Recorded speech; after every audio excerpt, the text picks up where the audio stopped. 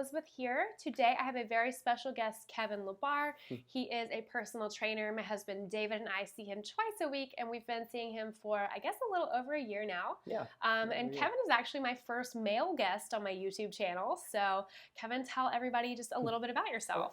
So my name's Kevin, obviously. I've been a personal trainer for about 5 years now. I started off, I got my bachelor's degree in kinesiology.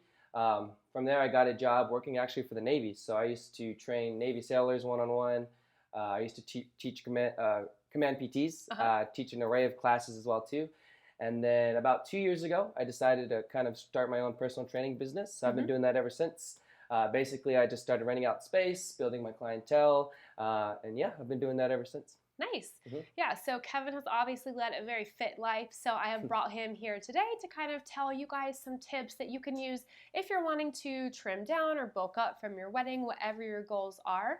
So Kevin, what are kind of your best tips? I'm going to say mostly this video is geared towards brides because most of my audience is female, but this would probably also work for guys as well. Right. But what are some of your top tips for people when they're working out, whether they're just getting started or they're established? So a couple tips, I consolidated them down to like 5 simple tips. Okay. Tip number 1 is going to be starting early. So I get this countless times. Oh my God, I have a wedding in 4 weeks. I got to get ready. Yeah. That's kind of crunching it. Yeah, too late. I always say general range, you want to give yourself at least a year out from the wedding to get ready. It does take time to form and shape the body, and it is something you want to start early. So if you got a wedding in date or in mind, start today. Start now. Earlier is better. Yeah, perfect. Yeah, that's so great. I feel like sometimes people put that sort of thing off. Like I always say now, start now or start yesterday. Today. So yeah, the earlier you start, the better. I know for me, my body seems to take a really long time to like change in the way I want it to. So I'm glad that we were at least like working out for a good while with you, at least before the wedding, about a year. So that was nice. So yeah, start as soon as you can. Right. And then what's your next tip? Tip number 2 would be to start a consistent strength training routine. So this is really important. Strength training is probably the best way to really boost your metabolism. So when we build strength and we gain more muscle, your metabolism gets boosted. So your ability to burn off more fat becomes a lot more exponential when you do that through strength training. So consistent strength training routine. We're going to show you a couple exercises today of what you can incorporate, or even like you did, get your own personal trainer or get on some type of strength training program. Definitely key for getting ready for the wedding. Yeah, I mean, doing it, I guess, probably as much as you can. But yeah, it's not so much because a lot of people think is like, oh, I'm just going to go really intense for 2 months and I'm going to get in great shape.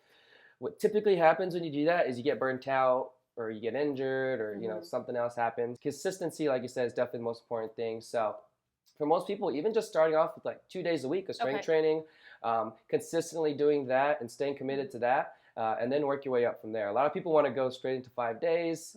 I say take your time and stay consistent with it. Yeah, I think that's one of the things that I see. I know I saw this, it was like a negative Facebook comment once on some sort of ad for like bras. And so on bra ads on Facebook, people are always really quick to attack that the models are thin or the models are this. But one woman was like, oh, well, I don't have 7 days out of the week to like be training in the gym. It doesn't have to be 7 days. It doesn't have to be 7 days. Yeah, it could be 2. You just got to start somewhere and you just got to be consistent with it. With that being said, though, you do have to commit a little bit of time to it. So a lot of people think, they can do something really fast. If you want to be good at anything, you want to be good at work, you got to work more. If you want to be good at working out, you got to work out more. So just starting off with 2 days, hopefully that builds up to 3. Generally, you want to stick to somewhere around that 3 to 4 days of working out range, and that's typically pretty good. Yeah, I feel like that's doable. And a lot of people are like, well, I don't have time, but I mean, how much time, like, would like a 15 or 20 minute thing be better than nothing, right? Oh yeah, most definitely. Yeah, exactly. You can get a lot done in 30 minutes. Yeah. And the workout I show you, you could probably get it done in 30 minutes, or you can even prolong it to an hour, just depending on the factors and what you do with it. Tip number 3 is just to move more. So a lot of us are very sedentary than we think. So it could be as simple as just walking more, walking to the grocery store and back, or just walking after every meal. Really good for just burning more calories and boosting metabolism.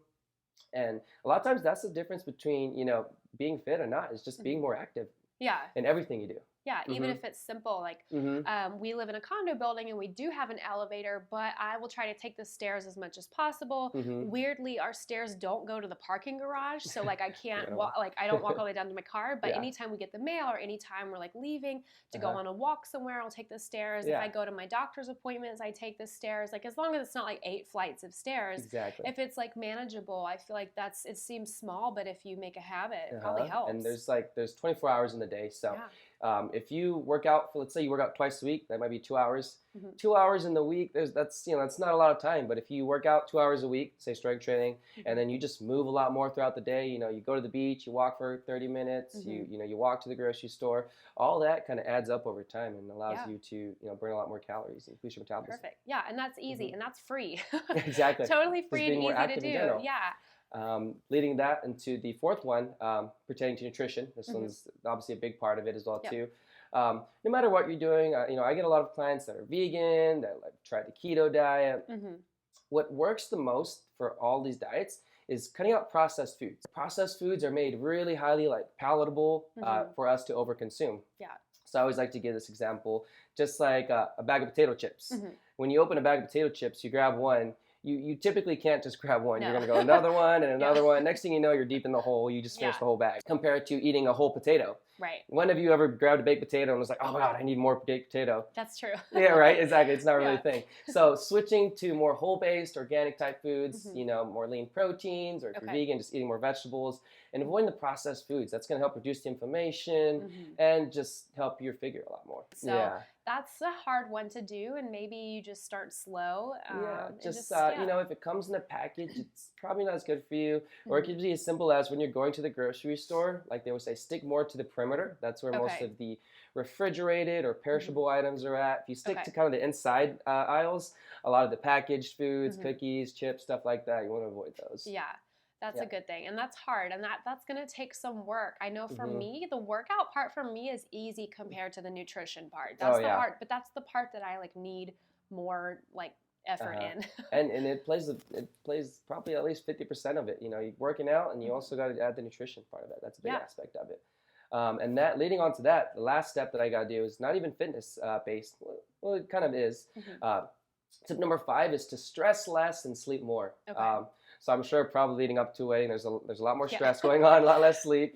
And we really do want to make that more of a priority still. When we're more stressed, our body's in this fight or flight mode, and our cortisol levels are up. So in our body, when our cortisol levels are up, our natural physiological response is to retain more body fat. Okay. So it's not just a beer belly that we get, it's a stress belly. That's what I call it as well too. And we don't like that, right? Obviously, especially when it comes to the wedding. So something as simple as getting more sleep, making that a priority, and stressing less, that's going to play a big role in you shedding off that body fat, especially when it comes to that visceral fat. Yeah, that's the area I can't get rid of. And I tend to be stressed. I own my own business. It's pretty stressful. And I just have anxiety in general. So I feel like that's one of those things that I want to try to work on more, is how do I bring less stress into my life. We talk about one great tip for you brides: hire a planner. That will definitely help get rid of that stress. Definitely. And then you can kind of work on yourself from there. Well, cool. I feel like those are all really great tips to follow, just really solid fundamental things. I did reach out to my subscribers on YouTube and asked them if they had any questions for you. So I'm just going to read you a couple of the things that the brides asked me. Some women I find are afraid that weightlifting is going to make them really bulky and that they're going to start to look like quote unquote manly, whether that's a look they want or not. Is that true? And if it's not true, why not? I think I do remember you bringing up the first couple weeks of being scared of getting bulky. Yeah. And obviously it didn't work, right? No, I've not gotten bulky. So I always like to say, women in general, you guys don't have nearly as much testosterone as men do. So when you guys lift weights, even lifting heavy is one of the most beneficial things you guys can do. But when you guys start lifting heavy, you won't get so much bulky and blocky. Typically you get more slender and sleek. Your muscles get harder. So what I would say, especially with my experience with most females, is when you lift heavy and you start a consistent strength training routine, you don't get blocky. You look more toned. You look more slim. You look more fit. I feel like so that's definitely a myth. The women that I have seen get bulky, they've usually been doing it for years, and that's their goal. They're trying to get there for bodybuilder type stuff. And there are outliers. So there are the occasional 1 to 2 females. We have a friend of a friend of a friend that just really does pack on muscle. But I would say for the overall general, most females, probably 90%, Okay. we won't get big and Okay. blocky like that. Most of the times you look slender and sleek, Yeah. and it looks a lot more, you look actually skinnier. So the next question is like, how far out would you recommend someone start training as somebody who has not previously had a solid workout routine? And you've kind of already touched on this a little bit. We can talk a little bit more about it now. Yeah, especially if you haven't ever really worked out, Mhm. you got to start early. Yeah. I would highly recommend even hiring a coach, even if it's just temporary or for a little bit, just to kind of build a good foundation and have a good kind of like roadmap to what you're doing. But if you're just getting started, you want to start now as early as possible. Give yourself at least a year before the wedding date. That's what I highly recommend. Perfect. And the next one is, somebody asked, what's your best recommendation for slimming down? Walking, running, or weight training? That's a trick question. Obviously, it depends on the person, on what we're doing, depends how active they are. In general, in my opinion, I think strength training is the best bang for your buck exercise. Because you're going to burn a lot of calories on the spot doing that. And then 2, you're going to really form your body. And the biggest benefit that I think you get out of strength training is you're going to boost your metabolism. With that being said, you can, when you have more muscle mass, you can typically eat more and burn off more fat. Which is nice. Which is nice, right? If you have a weak metabolism, you can't eat a lot, and then you'll start gaining weight, right? So we don't want that. So definitely strength training, I think, would be number 1. The other 2 things of just moving more and running would be kind of secondary, but still good to add. Okay, perfect. And then for people with a busy schedule, what are the best things they can do in the next year to make the biggest impact? In parentheses, they put especially for a flatter stomach. Especially with a flatter stomach. So I think a combination of all the 5 tips I gave would obviously be a big thing to start off with. If you really you're new to training, like I said, highly recommend looking into getting a trainer or just getting some type of coaching. Because there's so much fluff, there's so much stuff out there. One day you might be keto, another day you're doing this, another day you're doing that, and just getting some guidance toward that, that's probably going to be the most quick and sustainable way to get towards your goals. Perfect. So another person asked, what's a simple routine that can be built on? A lot of plans are overwhelming or too short. Basically, like how to build your own workout, maybe how many exercises you should fit in and how many of each, because a lot of people like, well, how long should I be in the gym, or how many things should I do? What's like a really simple like guideline? Starting off every question like this, depends. It always depends. So in general, I like to block my programs out by month. So for 4 weeks, let's say I might put 5 exercises that we're going to work on. We do that for 4 sets. That's about 20 sets per workout. Usually around 20 to 25 sets for a strength training workout. That's generally pretty good. When it comes to fitness, you want to do everything in kind of phases. So, for this first 4 weeks, let's focus on these 5 exercises. For these next 4 weeks, let's focus on these next couple exercises. Our bodies have a very amazing like nervous system. So we just adapt really quick. That's why when you get sick, you get better. When you get used to these workouts, they don't make as much changes in your body as they used to. So you definitely want to do everything in phases. Focus on maybe like 4 to 5 strength training exercises. And do those 2 to 3 times a week. 4 to 5 sets. Yeah, just move more and do all the other tips that we talked about. So you've kind of already touched on this, but somebody asked, to see actual results, what is the minimum amount of workouts that they should try to do in each week? Depends. Always. You more than what you do. So if you don't do anything right now, working out 1 to 2 days a week is better than what you were doing. And like I said, just moving more in general throughout the day, that's going to play a big role in developing your body. So starting off somewhere. So this other person asked, what should you do if you're bloated a few days before on your wedding, or maybe even like adding on to that, like what should you avoid right before the wedding so that you don't maybe have a bigger looking stomach in your dress than you actually have? Well, hopefully you're prepared for it. So you started training a year before that. There is a couple little tips that I like to do with my clients if they're leading up to a big day like that. Generally, like I would say like 7 days before the actual day, go a little bit lower on the carbs and the sodium. Carbs is going to reduce the inflammation, make us not look so bloated. Reducing that sodium intake a little bit the week prior is going to help us reduce some of that water weight. These are kind of like bodybuilding tricks and tips. The day of, you actually want to eat regular food. So your regular breakfast, and especially since it is the weading day, you want to eat good, enjoy the experience, so and all that. You don't pass out. Exactly. You don't want to pass out. in the middle of your wedding. And actually, since you kind of depleted yourselves the days leading up to that, on the day of, when you eat those carbs and you eat that sodium like you regularly do in a moderate amount, your body will actually really tighten up. So it won't actually look soft and bloated. Your muscles should kind of retain all that salt and carbs. So you'll have this toned, slim, sleek look. I would also say the day of, try like just caffeine, diuretics. That'll kind of like flush out a little bit. It works as a diuretic. Nice. So maybe like if you're a big fan of ramen, don't eat it the week of, but maybe on your wedding The day day of, have you some can have, ramen. yeah, go to town, enjoy it. Yeah. Exactly. Perfect. Yeah, I think that I feel like that's pretty manageable because I always feel like brides are like, oh, I shouldn't eat much on the wedding day because I want to like look small. But I mean, that clearly apparently doesn't work. Also, it puts you at risk for low energy or passing out or just feeling kind of crappy, and you want to feel really energized on that day. The day of isn't going to make a difference on your body. Perfect. You know, it's everything you do before that. Good to know. The next thing I kind of want to move into is some of the more typical goals that brides have for their wedding. So what I'm typically seeing is maybe their arms are exposed, so brides want to make sure their arms look good. That was a really highly requested thing, was like arm workouts. And then also brides, like their butts, they want to look better, like even though it's not being like shown in the dress, like you can still see the shape. And then flatter stomachs, whether, you know, they don't want to see the shape of the stomach in the dress, or going on their honeymoon, they want a flatter stomach. So Kevin has got a couple of workout examples for you all to do. These should be really easy to do at home, so even if you don't have a gym. Go ahead and tell us like some of the workouts. So exercise number 1 is going to be a banded glute bridge. Okay. Very great for the glutes, especially for the females. The glute bridge or hip thrust, it's got kind of 2 names. It's probably the best exercise for developing the glutes. Okay. I assume that's something that you want to look nice and full and strong in the wedding dress. So banded glute bridges, if you're doing them with weight, probably like 4 sets of 10. Okay. You can do them even just without weight on the ground with just a band above your knees. And I would say somewhere around 4 sets of 15 to 20 would be a great one. Perfect. So that's probably one of the number 1 exercises for females, glute bridges and hip thrusts.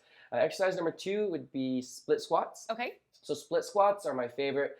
Best bang for your butt, lower body exercise. Okay. It's going to hit all the major parts of your legs, your quads, your glutes, your hamstrings. And you can do it anywhere. You can do it at the park. As long as you have kind of like a block or a bench to prop your foot against. Exercise number 3, some type of lat pull down or pull up variation.